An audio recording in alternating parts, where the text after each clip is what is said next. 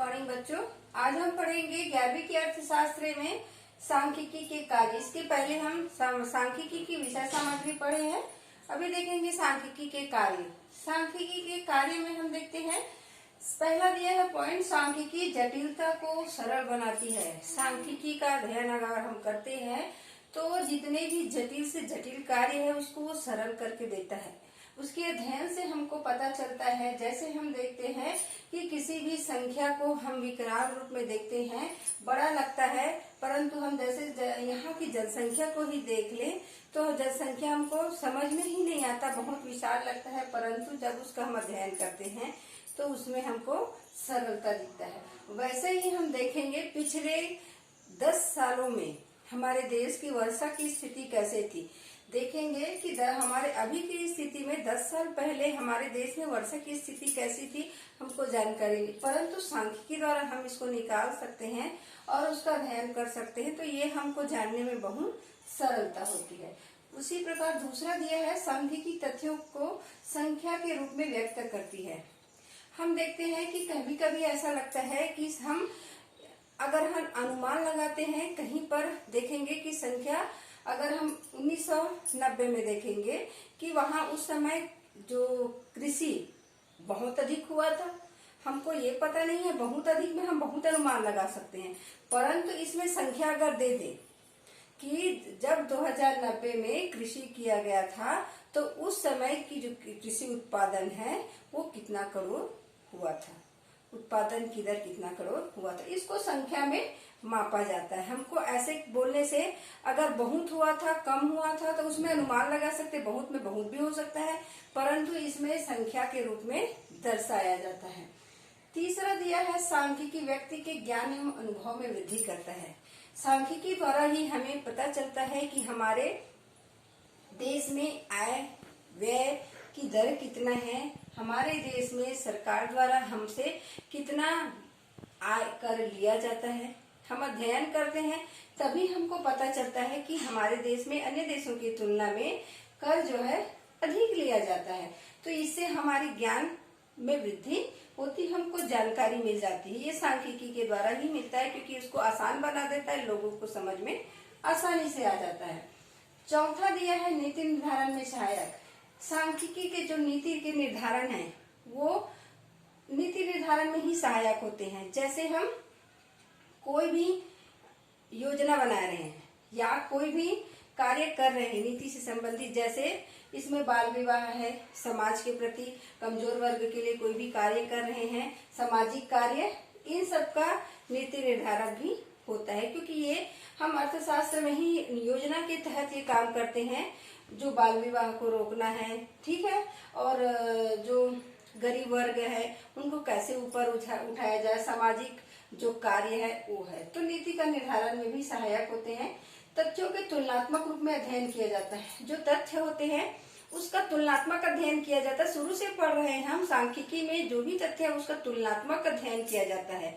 दो अगर संख्या है उसमें दोनों का तुलना दिखाया जाता है, एक दूसरे से अधिक है या कम है, पिछले साल वर्षा कितना हुआ था, इस साल वर्षा कितना होगा, इसमें तुलना करते हैं।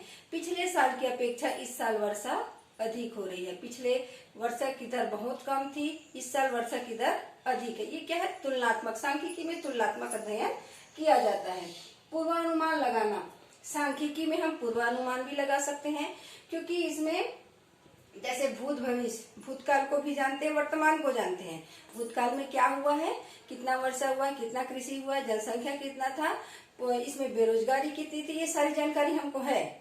वर्तमान में है हमको जानकारी कि हमारे देश में जनसंख्या कितनी है, कितनी लोगों को रोजगार मिला है, कितने बेरोजगार हैं, इन सारी चीजों की जानकारी हमको है। परंतु आने वाले साल में भी हमारे देश की जनसंख्या कितना हो सकता है, लोगों की बेरोजगारी कितनी बढ़ सकती है, कितने लोगों को रोजगार मिल सकता है, हमारे देश की स्थिति कैसी हो सकती, इसका भी अनुमान हम सांख्यिकी में लगा सकते हैं। ठीक है, इतना सांख्यिकी के कार्य हो गया। अब देखते हैं सांख्यिकी का अर्थशास्त्र में कितना महत्व रखता है। तो सांख्यिकी जो है आर्थिक सिद्धांतों का मॉडल या निर्माण होता है। सांख्यिकी जो है आर्थिक सिद्धांत, हमारे देश में जो आर्थिक स्थिति में जो सिद्धांत है जो हमारे देश की आर्थिक स्थिति है उसका एक मॉडल का काम करता है। उसमें हमको दिखाता है सांख्यिकी की किस प्रकार से हम आर्थिक मदद कर सकते हैं, किस प्रकार से आर्थिक स्थिति को सुधार सकते हैं, इससे और उबर सकते हैं। इन सब चीज का मॉडल का निर्माण ये करता है। दूसरा दिया है अर्थशास्त्र के अध्ययन में ही सहायक। सांख्यिकी जो है अर्थशास्त्र के अध्ययन में सहायक है। अर्थशास्त्र में हम जितने भी अध्ययन करते हैं, यहाँ देश की स्थिति किस प्रकार की है, हमारे देश में रोजगार की स्थिति कैसी है, जनसंख्या की स्थिति कैसी है, प्रति व्यक्ति आय कैसे है, लोगों का जन्म दर क्या है, मृत्यु दर क्या है, ये सारी चीजों का की जानकारी हमको सांख्यिकी में होती है। तो अर्थशास्त्र के जितने भी है, उद्योग है, कृषि है, व्यवसाय है, इन सभी चीजों के अध्ययन में सांख्यिकी सहायता करती है।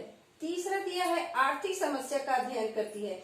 हमारे देश में आने वाली आर्थिक समस्या, बेरोजगारी की समस्या अगर देखेंगे तो आर्थिक मंदी की समस्या, मुद्रास्फीति की समस्या, इन सारी समस्या की भी अध्ययन करने में सांख्यिकी हमारा सहयोग देती है। हमारे देश में कितने उनको बताया जाता है कि हमारे देश में मंदी की स्थिति है या मुद्रास्फीति की स्थिति है या हम और आगे तरक्की कर रहे हैं, विकास की स्थिति में है। ये सारी चीजों की जानकारी हमको सांख्यिकी द्वारा बताया जाता है, क्योंकि इसमें हम सिर्फ अनुमान लगाते हैं अर्थशास्त्र, परंतु एग्जैक्ट हमको संख्या सांख्यिकी में दिया जाता है। चौथा दिया है आर्थिक नियोजन। आर्थिक नियोजन होता क्या है कि कोई भी देश जो है अपने देश के विकास के लिए 5 वर्ष के लिए, 12 वर्ष के लिए, 1 वर्ष के लिए, 4 वर्ष के लिए, 3 वर्ष के लिए की योजनाएं तैयार करती है कि हम अपने देश के विकास के लिए क्या क्या कार्य कर रहे हैं। पूरे देश में हमको क्या समाज के प्रति या पूरे जो गरीब वर्ग है, उच्च वर्ग है, जो भी है, देश के विकास के लिए बिजली का उत्पादन, बिजली लोगों को बिजली सरल तरीके से उसको देना, या सड़क बनाना, स्कूल बनाना या अस्पताल खुलवाना, लोगों को रोजगार देना, ये सब नियोजन के तहत होता है। और उनको बताया जाता है कि हम 5 वर्ष के लिए ये कार्य करेंगे। कहीं पर पुल बनाना है, नहर बनाना है या सड़क बनाना है, तो ये सब काम क्या है, आर्थिक नियोजन के तहत किया जाता है, जो सांख्यिकी के द्वारा ही हम इसमें तय करते हैं, अनुमान लगाते हैं कि ये कार्य जो है, हमने अगर पुल बनाने का कार्य लिया है तो कितने दिन में वह निर्माण कार्य होगा और इसमें कितना खर्च आता है, कितने मजदूर लगेंगे, क्या क्या कार्य करना है, ये सांख्यिकी द्वारा हमको पता चलता है। अगला दिया है अनुसंधान में सहायक। अगर हम देखेंगे, अनुसंधान करेंगे और जानकारी इकट्ठा करना अगर चाहेंगे तो इसके लिए भी हमें सांख्यिकी की आवश्यकता पड़ती है।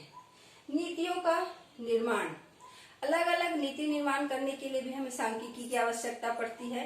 नए नए नीति है, इसमें अर्थशास्त्र में रोजगार की है, आय व्यय का है, और जो हमारे और बेरोजगारों के प्रति है, और अलग अलग जो नीति निर्धारण करते हैं उनके वह सांख्यिकी के सहयोग के बिना नहीं हो सकता। तो ये आपका अध्याय समाप्त हुआ। आगे का पढ़ाई हम दूसरे चैप्टर में देखेंगे। धन्यवाद।